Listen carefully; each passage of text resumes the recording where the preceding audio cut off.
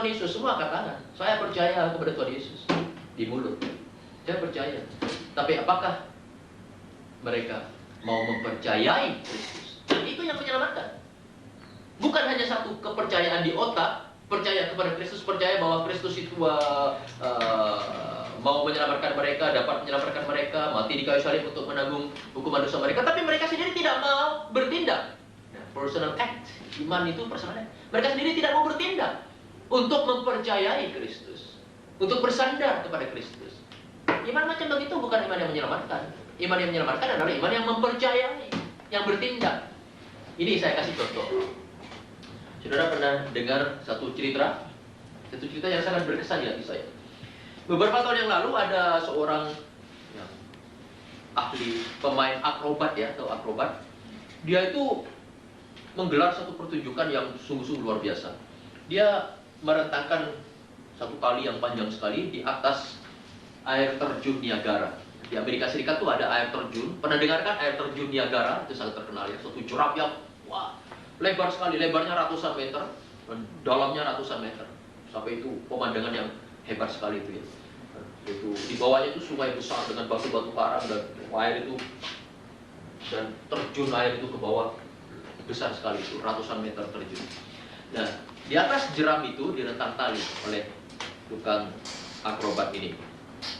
Di atas dia dengan disaksikan oleh banyak pengunjung ya, banyak penonton.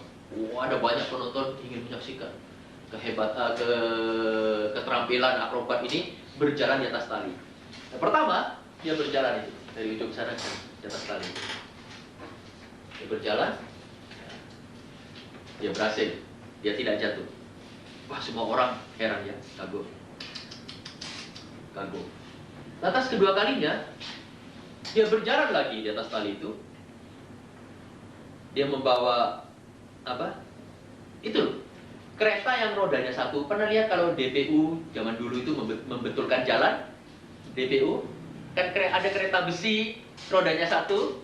Kereta itu untuk membawa batu, untuk membawa tanah, atau apa, pasir ya kan? Nah, dia berjalan dengan mendorong kereta beroda satu itu di atas tali itu. Dan dia berhasil. Lantas setelah kembali ke seberang, lantas dia mengatakan kepada para pengunjung itu, apakah saudara percaya bahwa saya dapat membawa kereta ini berjalan di atas tali ini dengan memuati kereta ini dengan batu-batu besar? Mereka bilang percaya. Lantas dipasang batu-batu ya mungkin seberat 100 kilo.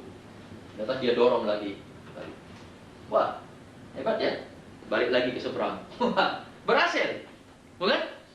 Kereta dimuati batu 100 kilo banyak bisa didorong di atas tali. Wah, hebat sekali akrobatik ini ya. Lantas dia tanya pada orang-orang, saudara sudah melihat keterampilan saya mendorong kereta dengan dimuati batu-batu. Sekarang apakah saudara percaya kalau sekarang ini saya ya menggantikan batu-batu ini dengan ya mendorong kereta ini dengan memberikan satu orang menumpang di dalam kereta ini, saya akan dorong. Orang-orang pikir batu 100 kilo aja bisa, apalagi manusia paling beratnya 40 kilo, 50 kilo ya. Kalau sudah agak berat 60 kilo ya, rata-rata 60 kilo atau 70 kilo. Mereka semua teriak-teriak, wah bisa ya, percaya ya. Apakah saudara semua percaya saya bisa membawa satu orang di atas kereta ini dengan selamat ke seberang dan balik lagi? Semua bilang percaya, semua teriak percaya ya. Nah, pada waktu semua itu orang ramai berteriak percaya, dia langsung menunjuk satu orang di sana. Nah, kamu lebih dulu naik kereta ini, saya akan dorong ke seberang. Dan langsung orang tadi yang paling getol berteriak percaya itu langsung pucat gitu ya. Langsung pucat. Dia ketakutan sekali. Padahal dia tadi yang paling keras berteriak percaya. Berarti sebetulnya dia percaya apa enggak? Percaya di otaknya. Tapi begitu diminta mengambil satu keputusan, tidak mau. Berarti dia bilang percaya, tapi sebetulnya belum sungguh mempercayai si akrobatik tadi. Dia takut dia jatuh dan mati. Berarti dia sebetulnya tidak mempercayai. Sama artinya kata percayanya dengan tidak mempercayai. Sama nilainya. Berarti kosong. Kata percayanya kosong. Sama dengan orang di gereja. Orang di gereja coba tanya, kamu percaya pada Tuhan Yesus? Semua bilang percaya pada Tuhan Yesus. Bukan? Tapi apakah kamu, kalau ditanya lebih dalam, apakah kamu sudah mempercayakan dirimu Kepada Dia sepenuhnya dosa-dosamu kamu sudah percayakan untuk dipikul oleh Kristus di atas kayu salib. Nah, itu mungkin soal lain. Mungkin soal lain. Mungkin mereka belum sungguh mempercayakan dosa-dosanya untuk dipikul oleh Kristus, diserahkan kepada Kristus. Itu soalnya ada banyak orang mencoba berusaha sendiri membereskan dosa-dosanya dengan jalan berbuat baik. Saya kadang-kadang curiga, kenapa orang sangat rajin pergi gereja? Kadang-kadang karena ingin membereskan dosanya. Mereka merasa bisa, perbuatan jahatnya bisa dihapuskan dengan perbuatan baiknya pergi ke gereja. Daripada seharusnya mempercayakan dosa-dosanya untuk dipikul oleh Kristus di kayu salib, dengan kata lain mempercayai Kristus atau bersandar kepada Kristus seluruhnya tanpa berusaha itu sendiri, orang itu coba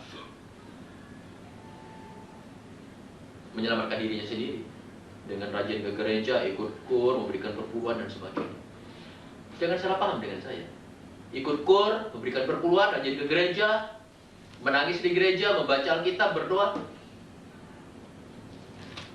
Itu tidak salah. Itu semua baik.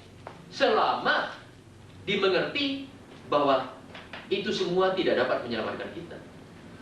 Bukan itu yang menyelamatkan kita. Tapi yang menyelamatkan kita semata-mata mempercayai Kristus sepenuhnya, bersandar kepada Dia sepenuhnya. Sama seperti saya duduk di kursi. Ini perlu iman duduk di kursi. Perlu iman loh. Selama duduk di kursi itu ya perlu iman itu. Kalau you tidak percaya dan you merasa sewaktu-waktu kursinya ambruk, saya yakin you akan segera berdiri, bukan? Dan ini yang terjadi. Sadar nggak sadar itu perlu iman loh. Sama dengan Kristus, sama dengan keselamatan. Keselamatan juga perlu iman loh untuk bersandar kepada Kristus.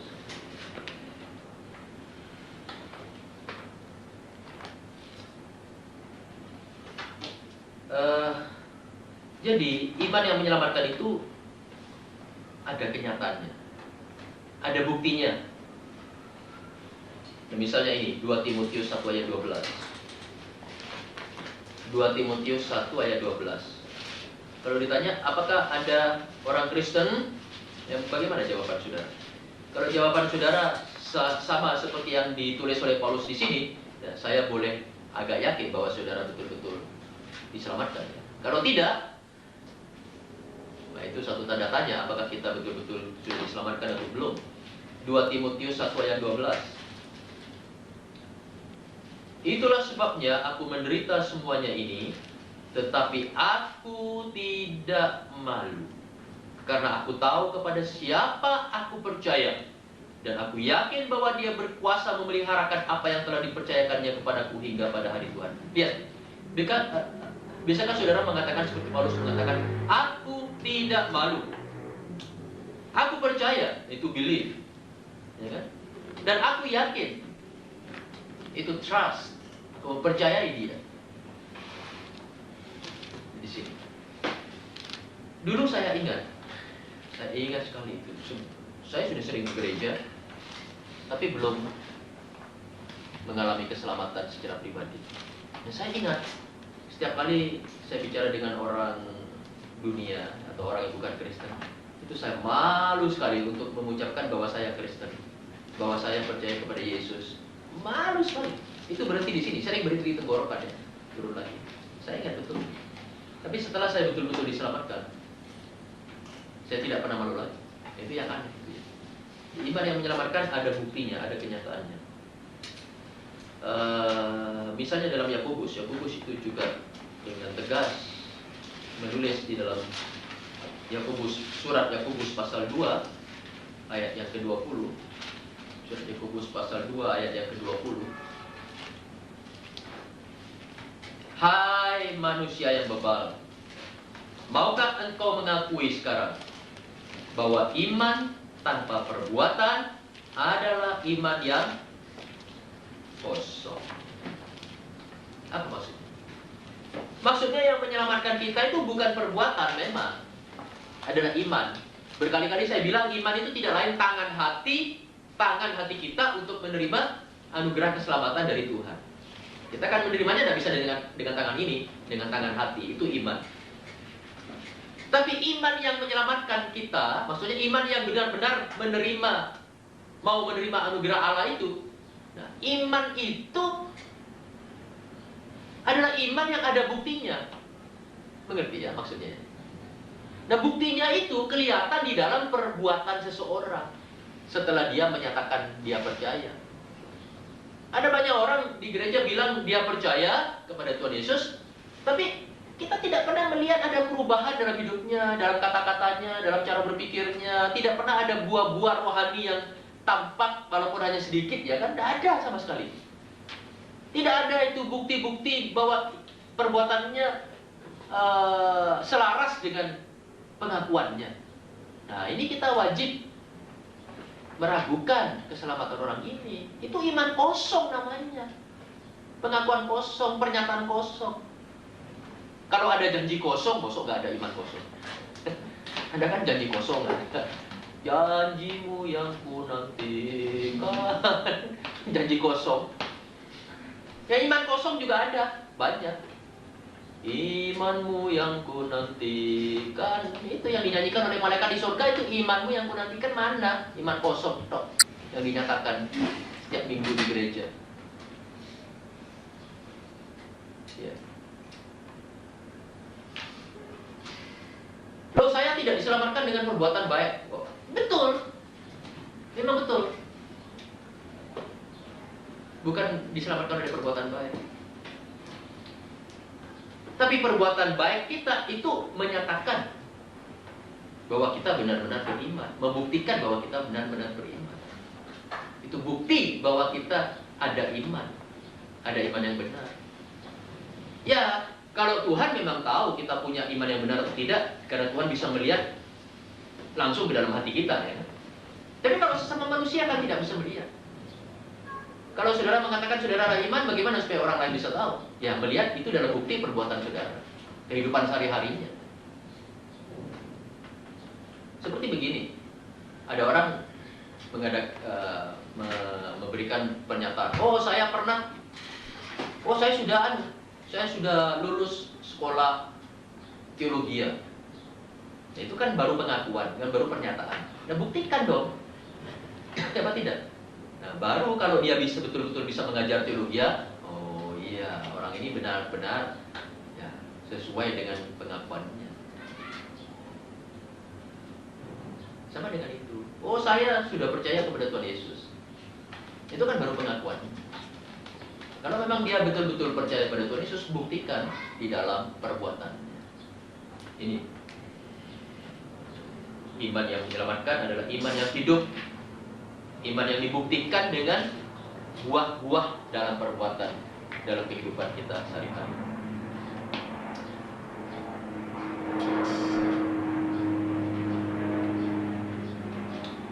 Kita lanjutkan. Iman itu kok bisa timbul ya di dalam hati kita? Kok tahu-tahu sekarang saya ini jadi orang percaya? Dari mana ya datang?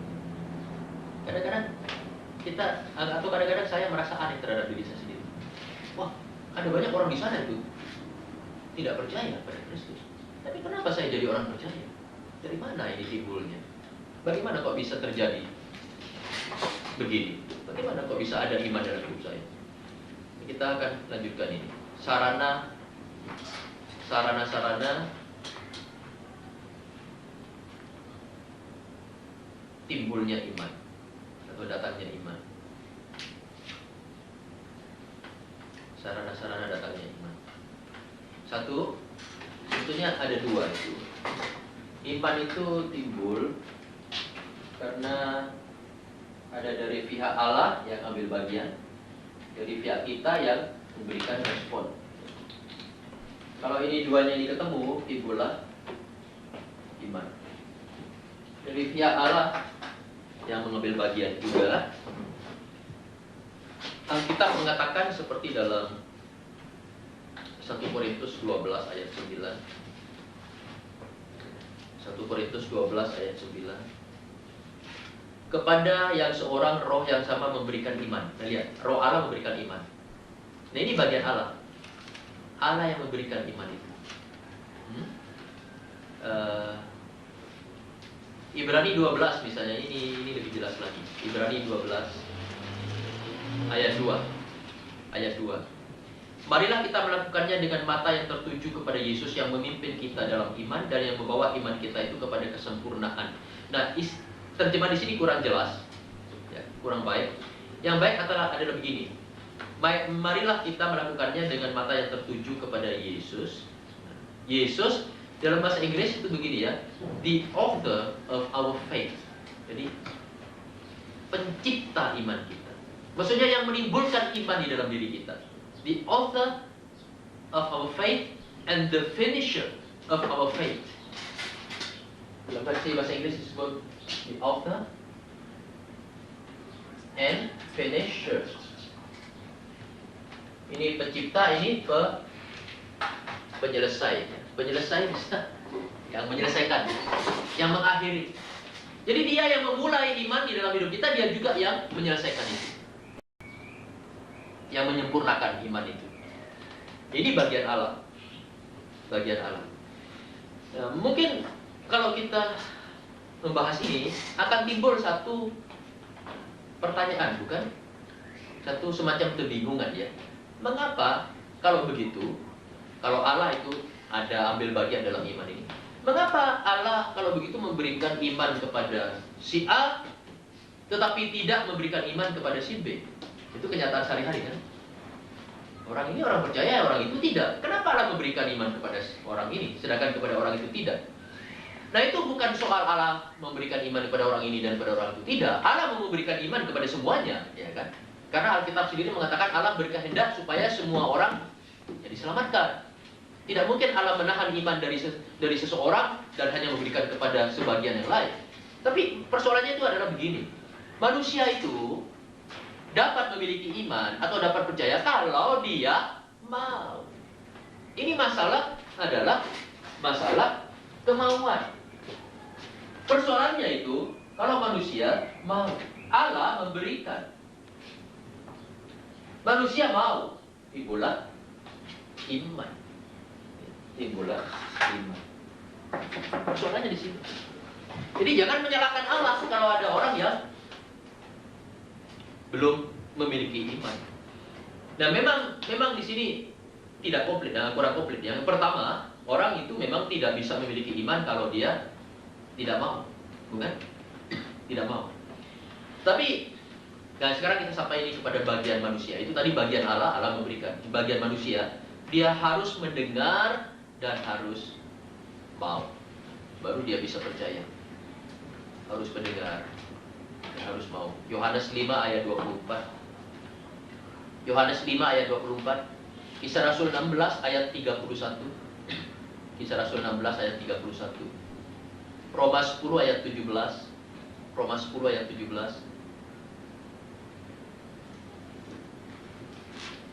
Jadi dari pihak manusia harus ada kemauan untuk menerima.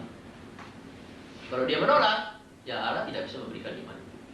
Tapi juga karena ini manusia itu juga belum percaya. Nah, saya tidak mengatakan tidak percaya yang kedua ini, tapi belum percaya karena bukan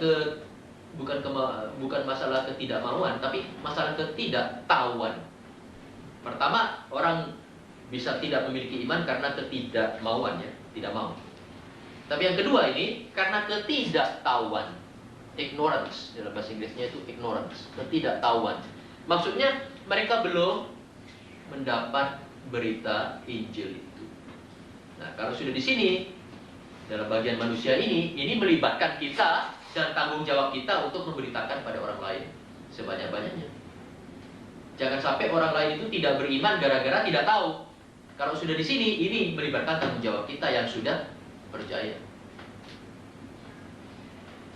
Jelas?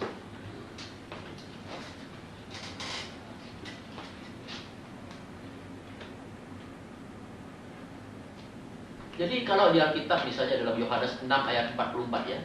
Yohanes 6 ayat 44 dikatakan itu bahwa Allah akan menarik banyak orang datang kepada Kristus. Apa yang maksudkan dengan Allah menarik banyak orang datang kepada Kristus ini? Itu maksudnya ya tidak lain yaitu pemberitaan firman Allah. Pemberitaan firman Allah dan keyakinan dari Roh Kudus. Pemberitaan firman Allah dan keyakinan dari Roh Kudus. Jadi pada waktu kita menginjil, waktu kita berkhotbah, itu kan firman Allah diberitakan, disampaikan. Roh Kudus bekerja meyakinkan orang itu. Itu yang dimaksudkan oleh Alkitab dengan Allah Bapa akan menarik banyak orang kepada Kristus. Ya, jadi pekerjaan menarik banyak orang kepada Kristus itu adalah lewat pemberitaan firman Allah dan keyakinan dari Roh Kudus. Jadi firman Allah alatnya, Roh Kudus agennya. Dengan demikian Allah dapat menarik orang-orang datang kepada Kristus. Yang terakhir kita akan lihat akibat atau hasil dari iman. Hasil dari iman. Pertama, jelas itu hasil dari iman adalah yang pertama keselamatan, bukan?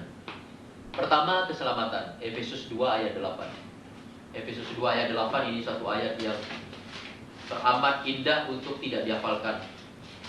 Efesus 2 ini ayat 8. Sebab karena kasih karunia, itu karena anugerah, kamu diselamatkan oleh iman. Itu bukan hasil usahamu, tetapi pemberian Allah. Karena anugerah kita diselamatkan oleh iman. Lantas nomor 2, akibat dari iman nomor 2, justifikasi. Justifikasi pembenaran. Pembenaran itu dalam Roma 5 ayat 1. Roma 5 ayat 1. Juga Roma 3 ayat 28. Roma 3 ayat 28 juga.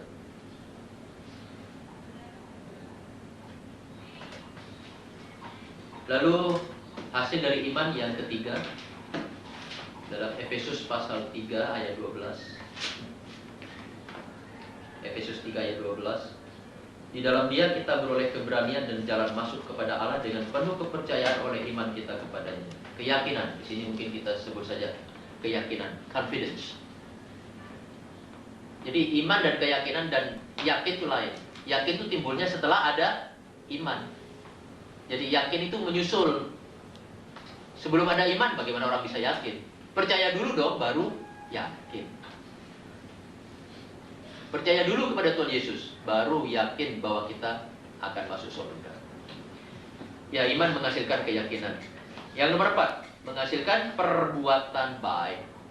Nah ini, seperti saya tadi sudah uraikan panjang lebar. Buah dari iman yang hidup itu, iman yang sejati itu, iman yang menyelamatkan itu adalah perbuatan baik.